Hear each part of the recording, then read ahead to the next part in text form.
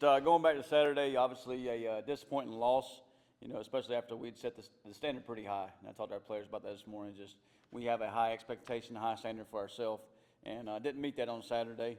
And they played their best football of the season, and we probably played our worst of the season. And I can't exactly put a finger on exactly what it was or what went wrong or those things, and numerous things for sure. But just felt like we never got the momentum in the dome there. First third down, we run a sell route and didn't get free there, probably get held on it. And then we get a third down stop defensively, and we get called for targeting. 2 plays later we have a pick, and they knock it out of our hands. So that was kind of the story of the day. JC breaks a big run across the 50, then gets a little loose of the ball, trying to get extra yards. And all of our guys are just fighting for a little extra, trying to make a play. And next thing you know, it goes the other way. Coming out of the half, we try to reset and refocus at the half, and come out of the half, get a stop right away, and then try to make a play. And had the punt block team going to go block it and run into the kicker back there. But that was just kind of the story of the day. Just kind of every time we try to get a little bit of momentum, we'd have a setback. And obviously I got to do a better job as a football coach of making sure we don't have those. But that was the biggest. And what I told our players this morning is just, hey, they've done a really good job this all year, is reset, refocus on FAU, 1-0. And I think your job as a leader, whether it's the head football coach, whether it's a husband at home, whether it's a head of your company, is never get too high or never get too low. When things are really good, you can't be on top of the world. And you got to keep everybody in check. And I think that when things are too low, you got to be the positive guy and energy guy going around practice and make sure everybody's pushing forward and looking out the windshield and not the rear view. I think I heard Mike Elko say it last week. You got to be the opposite of what your team is. So if your team's down low, you got to be, the energy guy. If your team's up high, you got to be the bad guy going around practice. And I kind of agree with that. So we got a great opportunity this week in FAU. And this team has responded, like I said, all year long. We've had a loss, and then we come back and get some wins. So we hadn't had 2 losses in a row, but it's a great opportunity for win number 8. I think that hadn't been done since 2014, and maybe only 5 times, 8 wins or more in this decade. And win number 6 in the conference, which would be the best American record conference since East Carolina has joined the American. So in our preparation, as we focus on getting ready for the week, we got to make sure, we're not making it about the last game or 8 wins or 6 wins. We still got to focus on us and our preparation, winning every single day this week. FAU is a good football team, doing some really good things right now. New head coach Zach Kidley, who came from Texas Tech, kind of the Mike Leach tree, air raid. Cliff Kingsbury, he's tempo, he's spread, going to throw it around. I think they had over 600 yards of offense this past weekend, so he's doing a really good job there of creating some offense. His quarterback, Caden Veltkamp, is a transfer from Western Kentucky.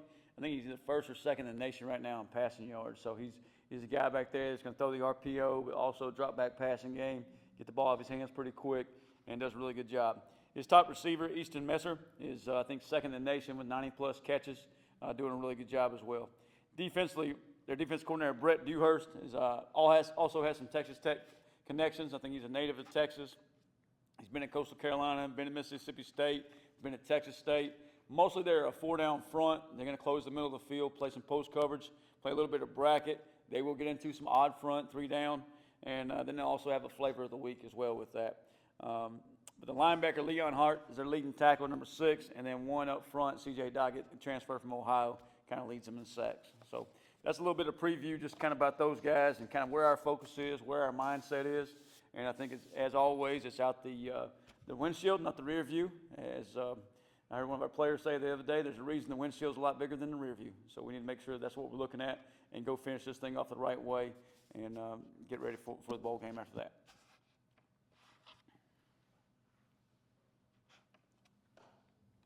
Coach, you're about to go 5th game in a row without a bye, and obviously 12 games a year. So how do you balance giving the guys appropriate rest, but also getting them ready to go? Yeah, your week 14, game 12, game 5 in a row, and you got to have a fine balance of taking care of their bodies. And obviously we got a little bit of sickness going on right now. I think we had about almost a dozen kids out with sickness today and some injuries from the game, kind of balancing that, but also get your work in.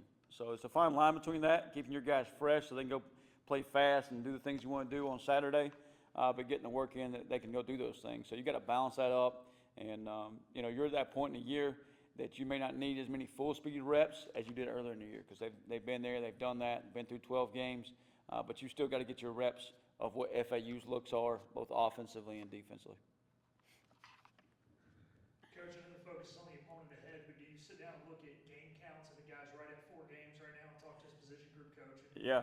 decide that with that young man? And I think we've done a really good job of just talking about red shirts and freshmen who, if they play in 5 games during a regular season, they burn a red shirt. So we've got a bunch at 2 or 3 games right now that we've saved to the last game that will travel this weekend. We had a young man use his 4th game this past weekend in Kendall, so we're going to try to hold him the best we can this week. So we do a pretty good job balancing that and just making sure we're also not protecting just this year and doing a great job this year, but protecting the future of our roster. So excited about those guys. Once they get to postseason play, bowl game, it's all fair games. So all those guys can play in that without it counting against their red shirt.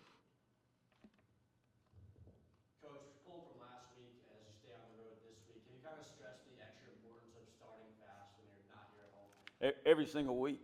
I think we're 7-0 when we score first. So that's a pretty good stat. And, we stress that every week. We just weren't able to make that execute early in the game, make that happen early in the game. And some breaks went their way, didn't go our way. And we got to bounce back and make it happen this week. We got to find a way to make sure we come out of the gate and foot on the gas and keep it going. Coach, when you got to the dome and you're looking around, guys are warming up, and you're seeing UTSA, was there anything in your head that you thought there's some kind of, Indian brewery around or something crazy? Because it just didn't happen to East Carolina. It happened to Tulane, and they're a really good football team, Yeah. too. Memphis was in the top 25 last year, got beat there. Tulane, as you said, got beat there. South Florida got beat there last year. 25-0, it was something nobody in our conference has done yet. And you always look back at little things, little details. And I thought our preparation was pretty good last week. What could I have done differently to make a difference? And maybe I didn't focus on the process and the preparation enough. Maybe I talked a little bit too much about the dome. Or maybe, and you go with 1,000 different ways. If you win the game, none of that matters. But when you're not successful with the game and the outcome's not what you want, you always look at the little things, kind of pick it apart, at least in the coach's mind. That's what we all do, right? But you can't put it at one thing or another. It's really kind of pull a thumb and say, hey, how can we play better? You can't blame it on the dome or the lighting or the echo, the noise or any of that crap. It's all about what we do, our preparation, how we make plays. And we just got to do a better job at the end of the day.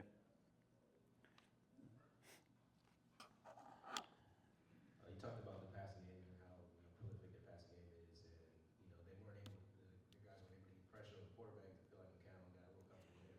But what would you like to see happen with them this week? Yeah, I think McCown just got rid of the ball really quick with his quick game, rolling out of the pocket, moving the pocket around. And I think the biggest thing is we didn't stop the run. And I think we talked about it last week. We needed to win the rushing battle. And we didn't do that. We didn't put them in 3rd and long, those situations. And credit to them, they did a really good job of staying out of 3rd and long, getting in 3rd and short, manageable downs, manageable distances to keep the chains moving. And I think defensively, anytime you let an offense do that, they kind of have the upper hand. And they're kind of swinging. So we got to make sure we do a better job of that, putting them in some long yardage situation. And look, 3rd quarter, and we have obviously the first half we have. 3rd quarter we played better, but it was also that situation of you're behind by 4 or 5 scores, you're trying to make plays, and you're trying to make something happen, and you're trying to make a miracle comeback or something. I told the guys at halftime, I said, if we make this happen, it'll be a storybook. And we're onside kicking in the 3rd quarter. And some coaches would say, hey, we're just going to kick it deep. We're just going to get out of here. We're going to run the football. We're going to move on. Well, that's never my mindset. That's never our program's mindset. That's never our players' mindset. We want to freaking play to the final whistle, and we all believe that, hey, at some point, somehow, some way, we're going to make some plays to kind of get back in this thing, and we just weren't able to.